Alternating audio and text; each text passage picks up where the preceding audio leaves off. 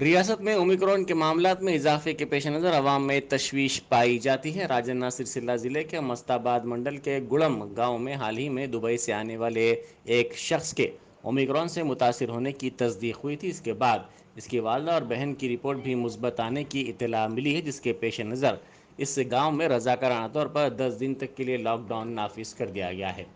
گاؤں والوں نے یہ فیصلہ کیا کہ 10 دنوں تک نہ ہی گاؤں میں کوئی شخص باہر جا سکتا ہے، نہ ہی کوئی باہر کا شخص گاؤں میں داخل ہو سکتا ہے۔